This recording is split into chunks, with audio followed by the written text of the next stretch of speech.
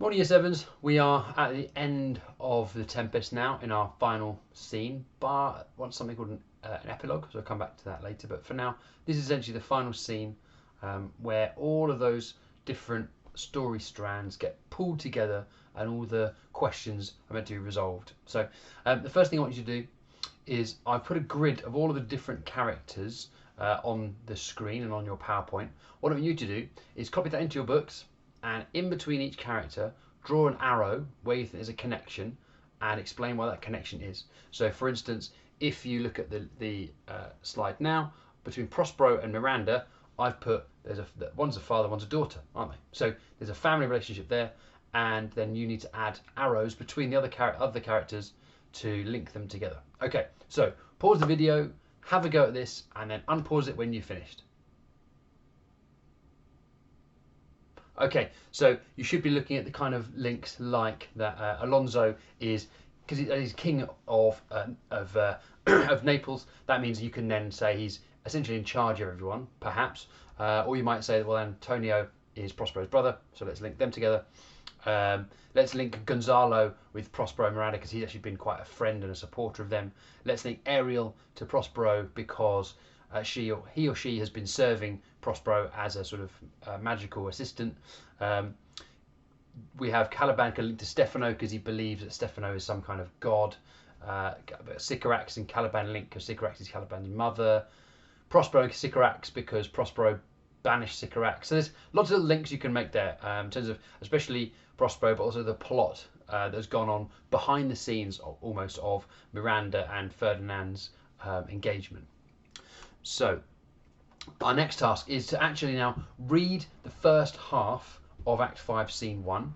If you go onto the link I've got on your there you go screen, then you'll see that links through to Spark Notes and then No Fear Shakespeare range. There's quite a long scene, so I want you to read just the first half. There's 9 pages, but essentially that works out to about 4.5 because each page on the book is split in half on the screen, so one half is in traditional Shakespearean language, the other is in modern translation, so it works to be 4.5 pages basically. So not super long, it feels long but it's not. What I want you to do is once you've read that, and you have to read it first, then answer the 4 questions on the screen now. These are the 4 questions that I want you to then have written in your books, and you can then take a photo and upload that to Google Classroom so I can see that we've done this task. So this is the written one now, and then once you've done that, we'll move on. So click on the link, read the text, answer those questions. That's it. So pause the video and away you go. Right, now you're back. So Prospero reveals to Alonso that he is the Duke of Milan. He sort of uses his magic to hide that from the group within the magic circle before he then reveals his true identity. Miranda says a line which is often quoted and is quite a powerful Shakespearean line. "Oh wonder, how many goodly creatures are there here! How beauteous mankind is! Oh brave new world, there's such people in it."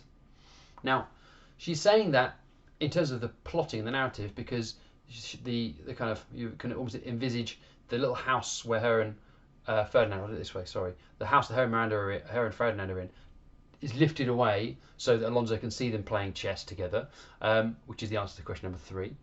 And she might see these people for the first time, and obviously if they're noble people, they're probably quite well dressed despite the shipwreck, and she might be impressed by their appearance, but the idea that these are actually the first humans she has seen aside from Prospero and Ferdinand, so therefore she is blown away by the idea of the people in general, and they are like her, and they resemble her, and they are now shown to be, in many cases, certainly for Alonso, particularly emotional and particularly elated by the fact that Ferdinand turns out to be alive. So the idea that she is now having those scales lifted from her eyes and she can now see the world for what it is quite nice, because especially as we understand that they're all going to move back to Milan and everything's going to be fine, and she'll have the chance to live a typical life for a woman in that time. So it'll be a good opportunity for her to then see all the wonder the world has in it. So it's quite a beautiful phrase. It actually led to Aldous Huxley's book Brave New World, which is one of the best dystopian novels you can read. So question 3, what are Ferdinand and Miranda doing in the scene? They are playing chess. That's basically it. And then they're reunited with their parents, you might say, as well, or with their respective fathers.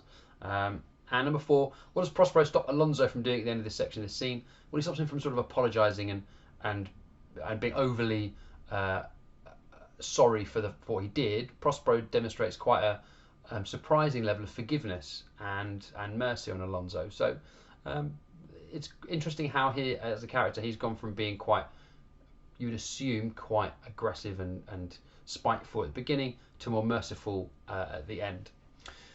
Perhaps that's the message here, is that's what the love can do to you. Even if the love doesn't happen for you, if love is happening for someone else, in this case Miranda and Ferdinand, then that tells us that hasn't had a positive influence on Prospero as a person. So the message perhaps in Tempest is that love changes people for the better.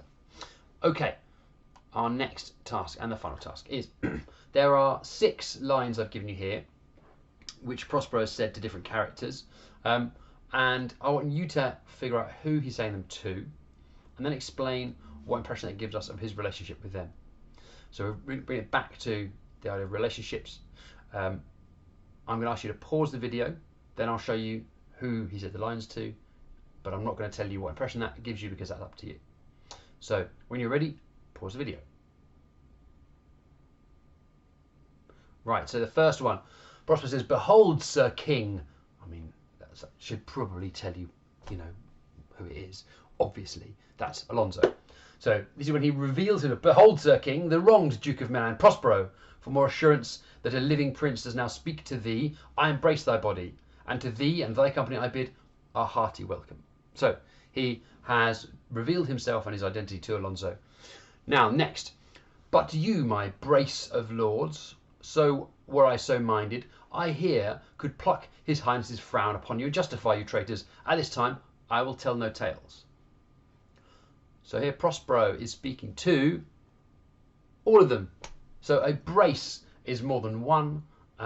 In football parlance, you score a goal, you score a brace, you score a hat-trick. So a brace in this case would mean more than one. So therefore we can say, yes, he's speaking to everybody, and he is showing all of them who he is and what his plans are. Lastly, then he says, "There, sir, stop. Let us not burden our remembrances with a heaviness that's gone." So right at the end, he says to Alonso, don't start burdening yourself with memories of more difficult times. So don't worry about it. We'll all move on. So here he's showing his mercy to Alonso. So then think about the relationships right back at the beginning. Prospero says, "First, noble friend, let me embrace thine age, whose honour cannot be measured or confined." Well, the only real friend he's had at this point is really going to be Gonzalo. So Gonzalo, the man who put the staff and the books in the boat that sent them out to sea. And lastly, number 6. "No, for you, most wicked sir, whom to call brother would even infect my mouth, I do forgive thy rankest fault, all of them."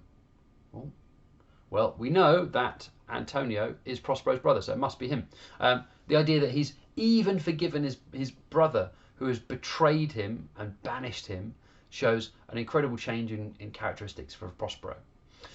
That ends today's lesson. I hope you enjoyed it. We are going to move on to the next part of Act 5, Scene 1, and then the epilogue next time. So make sure you are really clear on what's happened so far in this scene. If you need to go back over that scene, please do. But make sure you've got answers to those questions, and that task number 2 is uploaded to Google Classroom. See you again tomorrow.